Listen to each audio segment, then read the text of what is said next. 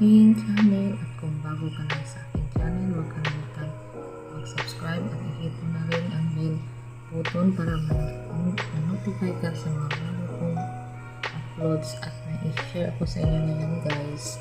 Ito ay isang adapter ng ating DVD ROM. Ito, sira itong laptop guys. Sira. Kinuha ko siya dahil nasira na yung laptop at sayang din ito. Pwede din pala siya magamit. Gawin natin siyang pang bore ng right pang bore ng CD guys. Dito tayo mag-bore ng music. Ito ang gagamitin ko. Ang tawag ito laptop 13 pin DVD CD and DVD adapter. Ayan guys, so 13 pin 7 plus 6 yung pin niya. At ayan, ito itry na natin siyang i-insert.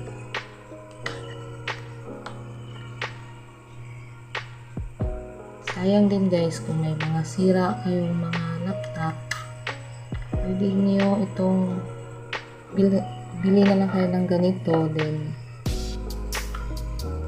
ayan, testing natin. Kukuha lang muna ako ng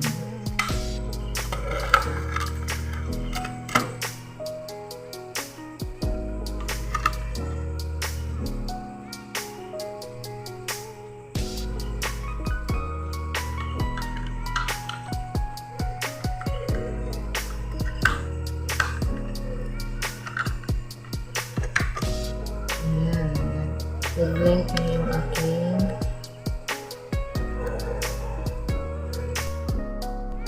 at ito guys, testing natin. Ayan, open na yung okay yung nabili ko, walang defect, okay siya. Magagamit po tayo mga ibang ganito na sira sa mga laptop ko guys.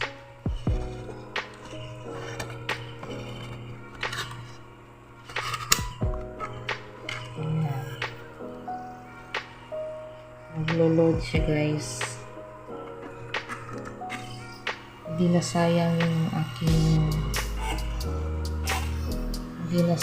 yung binili ko at okay siya. Shopee nyo bilhin guys, meron marami din.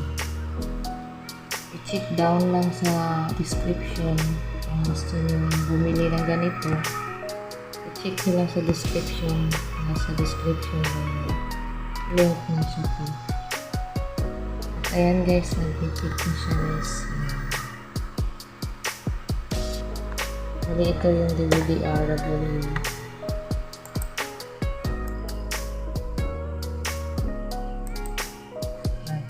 Guys,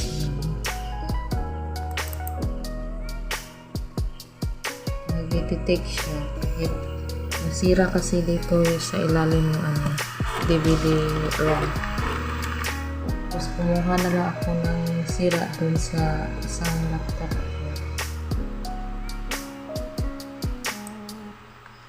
Ginamitan ko lang na ang ganito extender.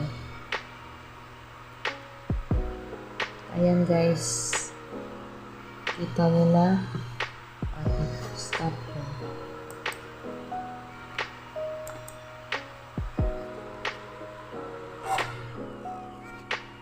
Ayan, may pang-board.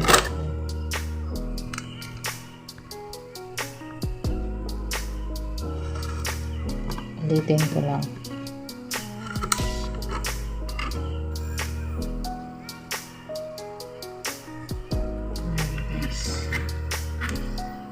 Sa screen ng laptop. cute pala nakita ka rin. Na-pop up yung ano. Yan, yung folder niya.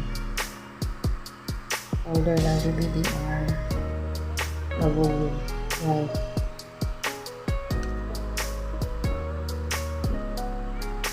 Ayan guys. Sana